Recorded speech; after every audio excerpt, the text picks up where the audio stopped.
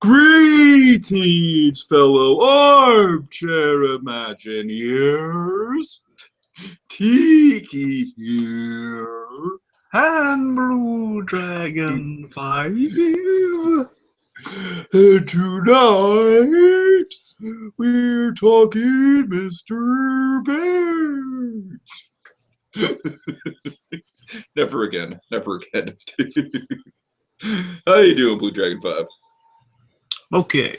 Okay, so we had Finding Dory, the sequel that no one was really asking for, but still looks like it could have some promise. Came out with a new trailer today. Before that, we had a teaser trailer. You want to briefly mention that? Yes. Before 3 months ago, approximately, we finally got we finally got to see the teaser trailer Ellen put out for Finding Dory, and basically it just kind of gave us a real kind of tonal look at what this movie could present us, and it was really great. And what it felt like overall reason, I think it was just a perfect way to kind of start the Finding Dory word of mouth, so to speak, was that it was just it felt. It played the Bobby Darin music. First of all, we start with that great Thomas Newman music, and we get kind of like we get a glimpse of old characters again. We get to see the underwater effects, which we got a glimpse at in Lava. Right.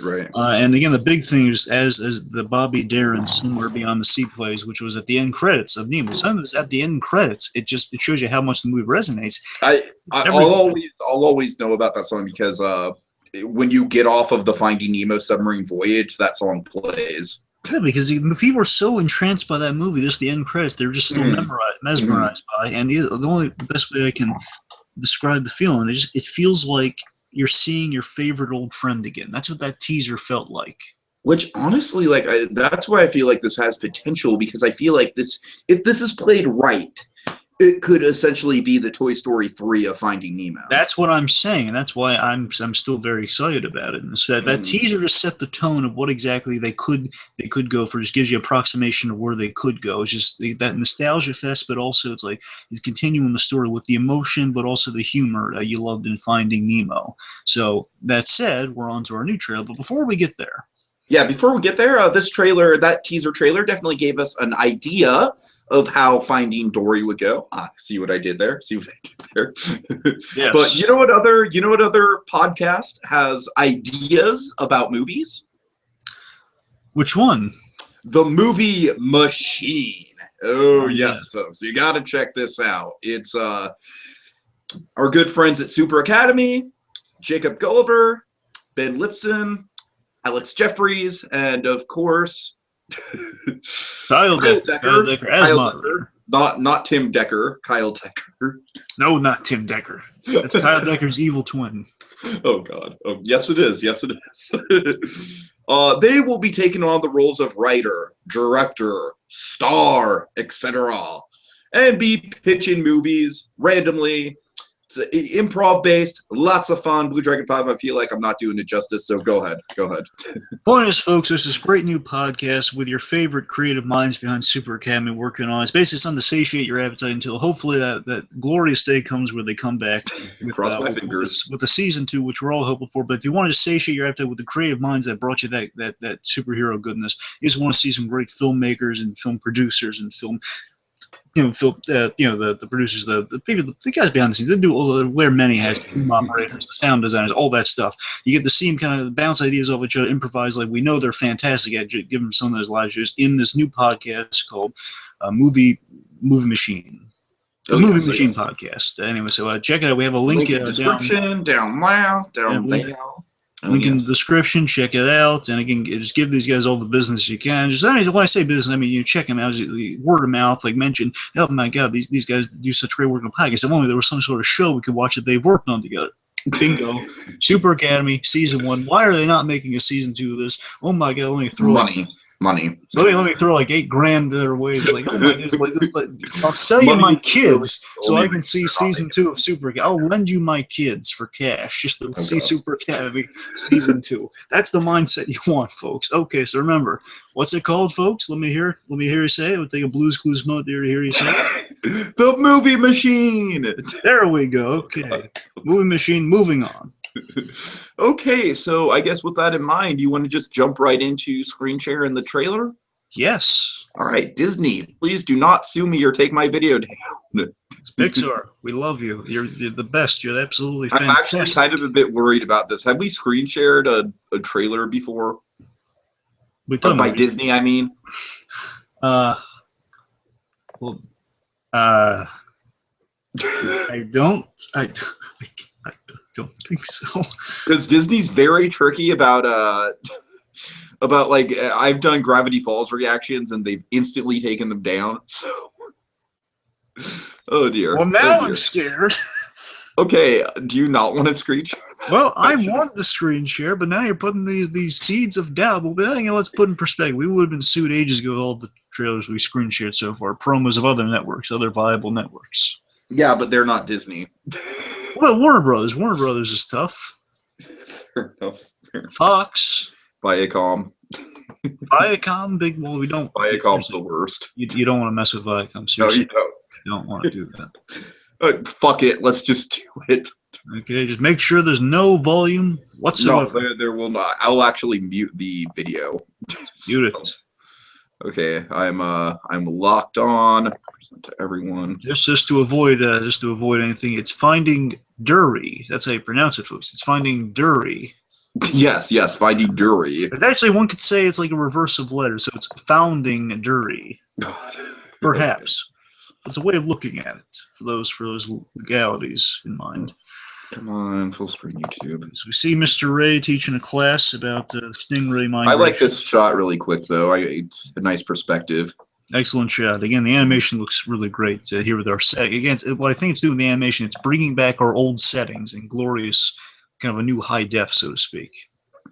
Yeah, there's a couple shots that I'll point out that, like, I think some of the character models are not as highly rendered as I would have liked, but that's just me being super nitpicky about it. Yeah, as you can see, like, the backgrounds are beautiful. You know, Mr. Ray definitely very well defined. Bob Peterson coming back to do the voice. Oh yes. Nice to hear him. Like you said, it definitely does feel like, you know, old friends at this point. Okay. So as Mr. Ray's coming here now, I think Dory may be like a teacher's aide, or she's like a chaperone, just like just coming along with the class to learn with these guys. But yeah, she keeps repeating the information, so it makes me think she might be like a teacher's aide to Mr. Ray. That might explain what she's been doing within the 6 months. Right. Okay, so Mr. Ray's talking about instinct, like how these guys find each other. Oh, it's instinct. You know what? As I'm looking at the shot and analyzing it, I definitely look at all the detail, like all these little fishes that they scurry by really quick. Yeah, they still got it. Yeah. This is my favorite shot in the whole trailer. Really? Yeah. It's a cool looking shot. Not fault. Just in terms of like the quality of the animation, it looks amazing to me. How many rays they got on screen at the same time. I thought it was beautiful. It's a lot of rays. Oh yeah, that's a lot of fish, literally. One could say they got a raise. They got a raise. Finding Nemo is like the one thing where it's like the context of that's a lot of fish actually makes sense. Okay, so Mr. Ray is talking about instinct. Go away, Toshiba updates. Toshiba. Okay, so Mr. Ray is talking about talking about instincts, and this really sticks with Dory. She's kind of like having a little flashback. So overall, I'll get to the animation a little later when we see more of it. So we're gonna get some really awesome kind of memory flashes from Dory. She's like, "This is bringing back some memories." Oh yeah, kelp. And remembering her family. We see here we got a whole bunch of quick shots there, and you'll notice. Yeah, I can't freeze frame. I know. Let me walk through what people see freeze framing on their own time, because we can't do the work for everyone. Shoot, I want to get their parents though. Hold on. There, get Eugene Levy and Diane Keaton there. Come on. So almost. Well, you're gonna get an up close view of them a little later on. Okay, whatever. Nice. Just go. Anyway. So there's this really great line during that shot that you kind of have right there. That shit. It's so quick. God. There we go. There we. Okay. Close enough. So let's just Stay focused. Okay, so Focus. You have to focus. seriously, what was building before we saw this moment? But we had like the swirling shot, like of Dory's parents. Like there are all those little quick glimpses of Dory's memory. We had this really great line. I think sets the tone of the emotion and kind of the heart that could still be within this film. It gives me a lot of hope. Is that it's a young Dory, like her mother saying to her, "We will never forget you, Dory," and just, "What if I forget you?" Like the minute I heard that line, I'm saying, okay, if anyone's not in for this movie, you're in at that line. It's like, oh my god, Get the inside out tissues, folks. Get the inside. Yes, you have to watch. If you hear a young Dory saying, "What if I forget you?" It's like the cutest thing you've ever heard. Right, right. Come on, you have to at least see it out of curiosity's sake at that point. Am I right? Okay. So we see so Eugene Levy and Diane Keaton were the parents there, just flashed by. So we see this is probably my favorite character moment right here, where Dory's like, do you understand what that feels like? This is absolutely the best part of this trailer. And then Marlon's like, yes. Well, go back first a few seconds, to when she said that, so you'll notice. After she says that, I miss him, there's this great shot, like the way it plays out. You see a little bit of Nemo, like a focus on Nemo for just a moment, and then it just comes again. Albert Brooks, the way again, I'm completely sold on this movie already. Bear in mind, but it's the way he says this line, just instantly it brings back memories, and it's like, oh my god, it's like Albert Brooks is delivering another. He says one word. It's literally one word, but it's delivered so perfectly. I gotta tell you though, the way again, it's like in a completely different. It's not how he played Marlon in the original though. It has that growth from the first movie applied. They get great performances out of these actors. They really do. Just the way he says, "Do you know what that?" She says, "Do you know what that feels like?" Again, it's whether there's a great double-sidedness to that because it's whether do you know what that feels like because she doesn't remember going through the adventure with him, or just asking, do you know what that feels like? It could be like him remembering just him calling back to Nemo, or him calling back to all the other stuff, like knowing what it's like the missed coral, what it's like to again the big one here after you see a little shot of Nemo. Just focus on more on the way he says, yes. You can sense the whole movie in that one word. It's amazing, isn't it? I know. The whole movie is captured in that one delivery of yes. Albert Brooks. Oh my God! We've heard very little about him. This movie. I mean, it's the first time we really hear him since that little teaser. It's amazing. Okay. Yeah, we see that's the shot. That little Nemo. Oh shot. yeah. I see it. Yeah. No. So really some inspiring kind of never give up. I got to admit, this whole bit is probably my least favorite part of the trailer. What? Yeah. It's kind of funny. I didn't really. First of all, I think it's kind of like I don't want to just see like a repeat. I mean, don't get me wrong. I'm glad to see Crushin', but this just seems like too similar to the grab shell dude scene from the original. I don't know. No, it's the idea of it's like kind of like you're driving, you're on the overpass. It's the highway of the ocean. That's the idea. That's why they're there. It's like they're neighbors. Okay, that makes sense. I'm saying that's why it's not just there. I mean, on some level, it's like there because we love these characters and want to bring them back. But I mean, that's the logic of it. It's gonna be like it's like a freeway. It's like you have to take your turn off on the specific lane to get somewhere. By the way, a lot of the some new Finding Dory characters are going to be in Turtle Talk with Crush coming soon, so that's cool. Oh, cool. Let's see. They have this totally sick, right? I'm gonna be totally sick. That was again. Albert Brooks again. He's still neurotic as ever, which is hilarious. Oh yeah. I just look at his eyes. Okay. And we see Dory exploring the Marine Institute or an aquarium, perhaps. Again, I think it's got to be an aquarium, given the hand thing. Yeah, but they are going setting-wise. They're going to Monterey, California. Oh, Monterey! Yeah. Oh, I did not. Okay. I've been to the actual aquarium that this movie is set in. Then. Yeah, that's where they're going. Oh, that's very cool. That gets me really excited now. Well, okay, you decipher this then. What they've said, at least in the description, is that Dory remembers the Jewel of Monterey or something along those lines, which I'm assuming means they're going to Monterey. We know they're going to California. We know that much. No, Monterey. Monterey has like one of the most highly regarded aquariums in the U.S. Okay, well, it's got to be the Monterey Aquarium.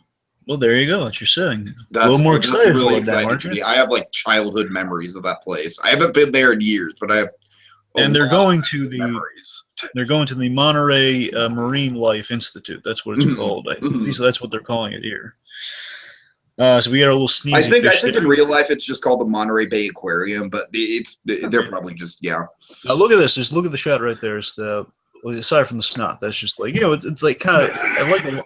Now it's I would if anyone's just saying it's kind of a cheap kind of gross idea. I think it's just them looking at like an actual fish thing, but making it kind of funny. Like okay, well you get fish that have expel sorts of mucus. What if it's a sneeze? You know what it's kind of similar to? It's kind of similar to the whole "you made me ink" thing. Yeah, but which worked fine in that movie. Right, yeah. But let me say this. Look at the setting. Look at the live action, well, almost live action setting we have here. Is like kind of our surface. Like, I think this, like, all that background stuff, I think is probably the behind-the-scenes area of the aquarium where they're, like, intaking new fish. I gotta tell you, that looks really cool. I love seeing the behind-the-scenes of the aquarium, though. And it's really like seeing, oh my god, it's like a whole adventure for the fish out there. That's the uncharted territory for the fish where we're seeing the underwater stuff. Oh, yeah. And here we have a new character. This is Destiny, Dory's adopted sister, who is I believe she's a whale shark. She's a whale shark. Yeah, that makes sense. And I like the voice act. I like the person doing her voice because she is from It's Always Sunny in Philadelphia. That is Caitlin Olsen Caitlin. Yeah, Olsen. It's not one of the Olsen sisters. She's what's ironic is that Elizabeth Olsen has a way better career than either of the Olsen twins right now. Yeah. but seriously, if anyone out there they just show you the kind of the acting chops, this is the person that she's from. She's Dee Reynolds from It's Always Sunny in Philadelphia, and she's very funny. And again, I love the relationship they kind of give us a little glimpse at here. The idea that one, they're exchanging some pleasantries, which is nice. Pleasantries, Marlon. What fish would Nick Ford be if Nick Ford was a fish? We don't have time. I know. Now I gotta think about it. I think he'd be like a really curmudgeon-y sea turtle. Oh god. Anyway, we don't have time. I know we don't. Okay. Anyways, she meets Destiny here. They kind of speak well to each other, saying, "Oh, you have a nice place here." He says, "Oh, I think it."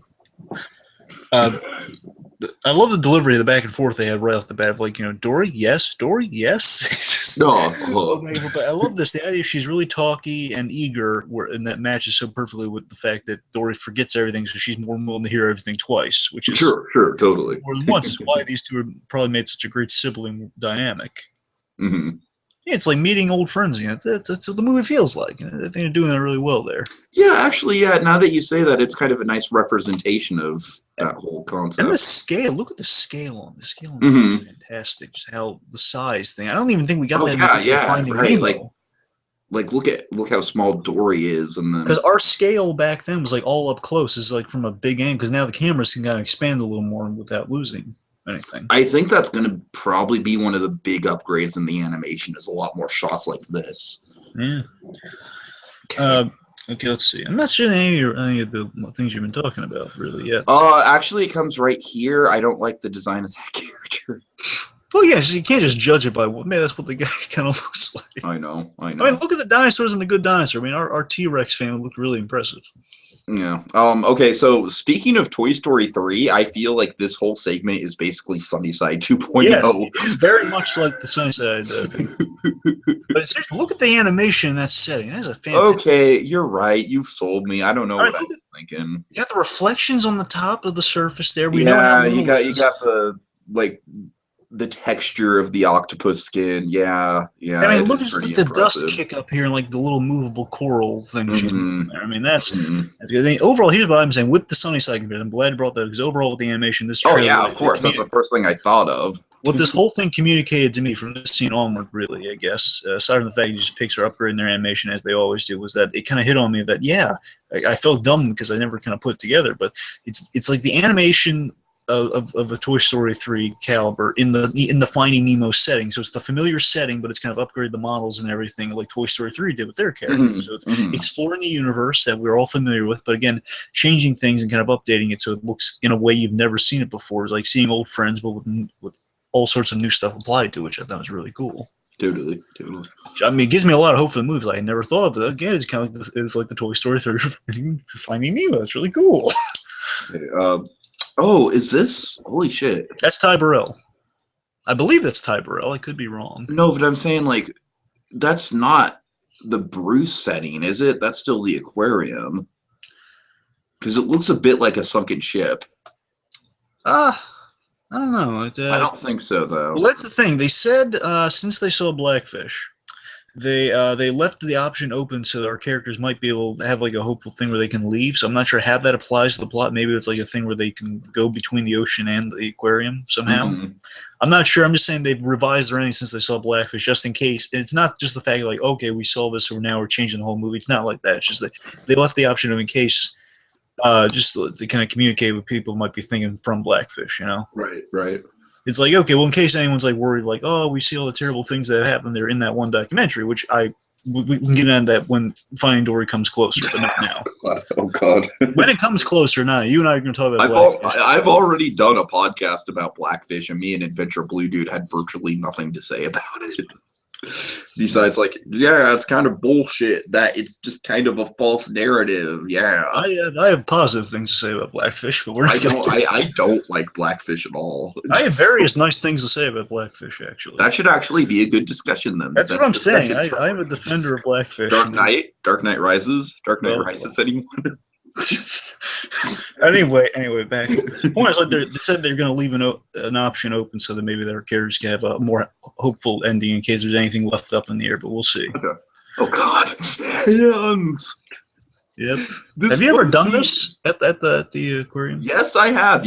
There is actually a very large tide pool in the Monterey Bay Aquarium that I'm sure this is probably set in, so it's neat. I have definitely done this exact same thing as a kid. You mean you push this poor little urchin in there? I don't know about that. I think as a kid I'd be a little hesitant to touch something with that many pointy things. I would also. I would just like, okay, I can watch from here. I'm fine. No, you guys go ahead. Actually, at Six Flags Discovery Kingdom, they have a place where you can just fucking straight up touch stingrays. I think that's just a terrible idea. Okay, I know. I don't understand how that's not well thought out at all. Really, not the slightest. It's called Stingray Bay, and it's basically just a tide pool with stingrays. Yeah, Stingray Bay. Out of all the names they could have picked, really, they went with Stingray Bay. As man, I could tell you stories about Discovery place Kingdom, full of stinging rays, just stinging, painful, deathy, if not careful, rays. Yeah, right. To open to the public of, hey, actually, swim with the stingrays. We know how well that worked out last time. We know how well that worked out. I went to the park the day after Steve Irwin died, believe it or not. That's even more uplifting. Hey, so I was like, we're famous now. Stingrays. We're famous now. We had a celebrity death at our park. Oh no. God. But back to lighter stuff. So can we move past the image of this poor thing getting squished? Actually, we have a very dark gag in this trailer, by the way. Very dark. Not that, but you know, yeah. That's Ed O'Neill from Modern Family getting poked. Here's the dark gag. So, I'm predicting this is like her in like I think there's a funny yet tension-filled situation that this is going to be leading to. I think it's that she's in like one of the feed buckets for a show of some kind. Oh dear God! So I think we're gonna have like an action-packed sequence of like Dory like avoiding being like eaten by something. Well, no, what it would be, she'd like have to avoid the hand that's coming in to grab the fish. Yes. But again, if she is thrown though, that could be like the ending of like now all the fish are gone, and now she's like the last one left, and she's thrown, and she has to evade something bad happening, or she's eaten by one of her whale friends, and then there's like it's kind of a repeat of that. But seriously though, this is really dark. There's being surrounded by dead fish. That's really creepy. I know that image really stuck out to me in the trailer. I was like, wait, is that what I think it is? Holy shit. Again, Dory bringing kind of her brand of like, oh yeah, how are you guys doing it? Keeping your eyes open like that? It's like really creepy.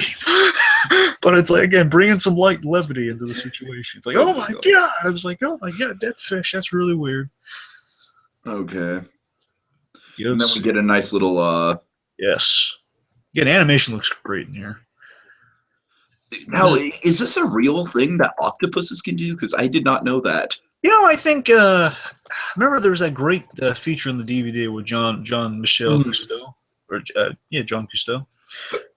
And he went through the cuttlefish could camouflage himself. I know it's not a cuttlefish. I'm just saying, they don't underestimate the abilities of various species. So they might be able to. Okay. I wouldn't put it past this. Well, they do their research. I'm going to take it that you can do that. I'm betting it's probably not as seamless as what we're seeing there. No, of course. It's like there's like a time thing. It's probably the water also aids in that. But it's like there's a bit of suspension at this point. Anyway, so this is this bit again. We had that really dark bit ending the trailer with the bucket of dead fish. And this bit also I put me on edge. Seriously, look! Don't push anything. This image speaks volumes. Like it's like a luminous. You know what's gonna happen. And you know it's not gonna be pretty. Just again, I know it's like he's gonna be fine, but plus they might. I don't think they're going to play into it, but he might be able to regenerate like a starfish. I don't know what the species might be capable of. Right. But regardless, though, just the sound design and like the ouch, just like ooh, yes, maybe put me on edge. I'm just saying this movie. Don't people are saying, oh, if you thought The Good Dinosaur is the most brutal Pixar film, just wait.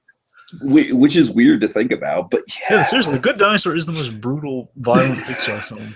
And at the same time, it's like the most generic kid-friendly Pixar. And I'll remind you, Up has actual murder in it. Right. Okay, so yeah, like literally a serial killer is our bad guy in Up. I want to make that very clear. As a man who's shot and killed 3 other people at least. Okay, so yeah, like you said, the octopus accidentally garbage disposals himself, which could get messy. Hank. Oh god, just poor Hank. And then Dory's just like, not good. Okay. Okay, so that's fine, Dory. I got that. I'm still really hyped up for this movie. I think we got 2 really, really telling trailers that really communicate what we need to know without giving anything away.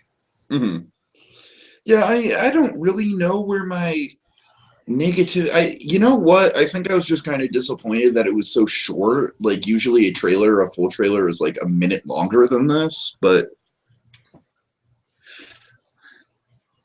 it's fine. I think this gave away a lot, and sometimes it's better to keep things a secret. So, all right, but we seriously have to wrap this up though. So yeah, I'm really looking forward to this. Again, now let me mention one thing. The only thing I can really speculate on they might do stylistically, they could be kind of neat in what Pixar does a lot of the time. They recycle old ideas and make them work, like Toy Story 2 did. In cases. On the DVD, on the re-release of Finding Nemo, I guess the anniversary release, perhaps, like when it did on Blu-ray DVD combo pack, which again, Pixar excellent releasing DVD, still with The Good Dinosaur, doing a great job. When they did the Nemo thing, there was this great segment that kind of blew my mind of like, I remember him mentioning this on the old school kind of visual commentary, but we actually got to see it on the DVD, on the Blu-ray release, and it blew my mind of how this would have changed the movie, but still worked in a way. How Andrew Stanton was going to tell the opening of the film, but through flashback throughout the movie, it was going to parallel what was going on. So like the last sequence of Finding Nemo would be swim down, intercut with Marlin stopping the Barracuda after fighting with the Barracuda. Okay. So I'm saying this movie could maybe work in Dory's flashbacks and make that device work, perhaps. I can see that, yeah. There's a chance of it. I'm saying with her spotty memory, it could definitely work out. And actually, let me address like my one concern here is I don't necessarily is the whole Dory like losing her memory thing going to get old with her as a main character? Well, I'm predicting that her memory's going to get a lot better when she's reunited with her family. That's my prediction. I would hope so, just because there's only so many jokes you can make about that before it becomes a little repetitive. Yeah, I gotta tell you again. I think it's gonna be like a part of her character, like when she becomes whole. Or maybe it's a thing it was set up in the first one when she's kind of with someone, like Marlon, when something kind of emotional's happened like that. Like with you, I'm home. That's true. I'm saying that could be like that. That could be the rationale for how she kind of has a better memory when she's with people she loves. And just has these happy memories. Like she's gravitating things she wants to desperately remember, and she can. Also, I want to mention that we have new casting things. I want to mention real quick a few of the really awesome. We have an excellent cast. I just want to mention real quick. So again, Eugene Levy, Diane Keaton as the parents, Caitlin Olsen as our whale shark, Ed O'Neill as Hank. Here are the new ones. Aside from Ty Burrell. Ty Burrell's also been announced previously. But here are the 2 I'm really excited. Idris Elba is going to be in the movie. We don't know who. Oh, I didn't know that. Idris Elba has been recently cast, and this next one's got me really excited because I love this actor. Michael Sheen. He's going to be in Michael Sheen. Oh, that's exciting. I love Michael Sheen. So he's going to Okay. be in some role. We don't know what yet, but I'm just saying it's new stuff. I'm looking forward to it. Yay! And again, Albert Brooks just communicating the whole first movie in one word. Just it says I have to see this movie. And something to address with this movie. I mean, as much as I want Deadpool, as much as I the only thing, sorry, not I'm thinking about financial stuff with Deadpool right now because of the Zootopia coming. I'm just wondering if it's going to beat Deadpool, and I'm kind of hoping it. I basically want Deadpool to hold out for just 2 more weeks until Batman v Superman comes out. That's all I want. I've been hearing like really, really good things about Zootopia though. Like Yeah, way more positive than I was expecting I it know, to be. 100% critical rating so far. Right. Anyway, what I'm getting at is that Finding Dory, because that comes out in June, is the only movie I think this year that definitely has the greatest potential to become the highest gross, the beat out Frozen for the highest grossing animated film ever, because people have a lot of nostalgia for Finding Nemo, which was for a time Pixar's highest grossing film. Mhm. Plus, a lot of nostalgia. People, whether they're like jazzed for the idea or not, they're going to watch this movie. And otherwise, I think this movie seriously has the potential to beat out their 2 big highest grossing ones this year. Are probably going to be between Batman v Superman and Civil War. I don't know about that. I'm saying though, those 2 are going to make money. That's a pretty hard bar to beat. I'm saying whichever one of those tops each other is going to be. I think Dory might have. I think he's the only one that has a chance of actually beating that out. It's like kind of like as a surprise contender. Okay, I see it. Yeah. Okay, so I guess that's it. I'm sorry I kind of got a little untalkative, but I'm dealing with noise control. So Regardless, Finding Dory seems exciting. Seems like it has a lot of promise and could be good. I think it definitely could be great. I think it could be the one non-Toy Story Pixar sequel that's actually very, very worthy. Yeah. I'm looking at you, Monsters University. I don't think you're as good as Captain Logan says you are. Hey. I'm sorry, I just had to throw that in there. Really? Your favorite Pixar movie? Really? I told you, and he's not wrong. University is a good movie. Yeah, it's a good movie, but Good. What's him? But it's good. I love you, Cap. I love you, Cap. On the like 0.0% chance that you're watching. Anyway. Oh, God. So we know Ellen DeGeneres is happy with Finding Dory 2. We know that much. Okay, so all right then. I guess that does it for this episode of Talking Mr. Banks. Yeah. Thank you for tuning in.